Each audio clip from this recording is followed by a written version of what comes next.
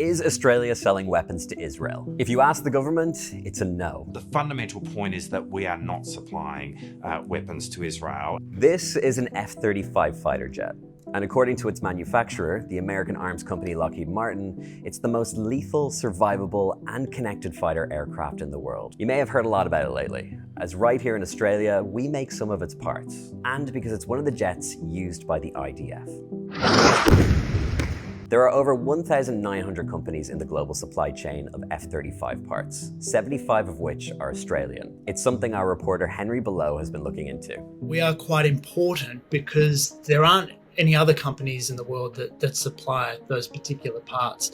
In terms of how much Australian companies get, well, the value of our contracts for the F-35 program so far is about $5 billion.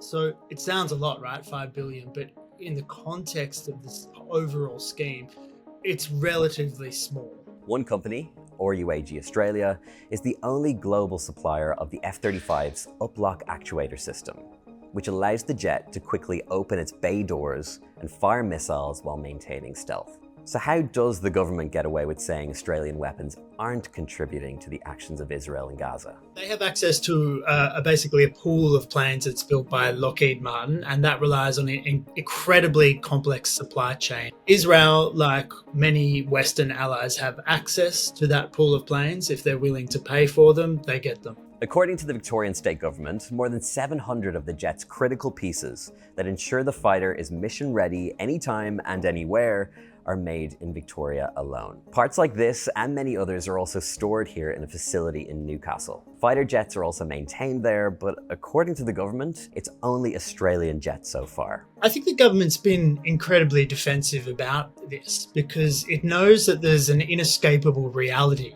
which is that the parts that are produced by these Australian companies end up in F-35 planes. And it's not just planes that are operated by the Israeli Defense Forces, it's all Western allies. But as much as it says that it doesn't supply arms directly to Israel, and that these components aren't weapons themselves, they're components of something that could be a weapon or it could be something else, they can't get away from the fact that the parts actually end up in the fighter jet. The government has pushed back on this, though. We are not supplying weapons or ammunition to Israel. We have not done so since the Hamas-Israel conflict began. We're an F-35 country, and we have been that for a couple of decades, and that is a multilateral arrangement. It comes as Germany, the second largest supplier of arms to Israel, has stopped its exportation of military equipment. We cannot supply weapons into a conflict that is now trying to be solved solely through military means. Germany is a supplier to the global F-35 program, but separate to that, they also supply weapons directly to Israel. Apart from the US, they're the second largest supplier. So they've made a decision that they're going to stop doing that. But the F-35 program, their contributions continue. So what the Australian government is saying is that, well, we can't take the same action as what Germany have done here because, in their view, they're not supplying any arms directly to Israel. Obviously, last year we saw the International Court of Justice rule the claim of genocide in Gaza to be plausible.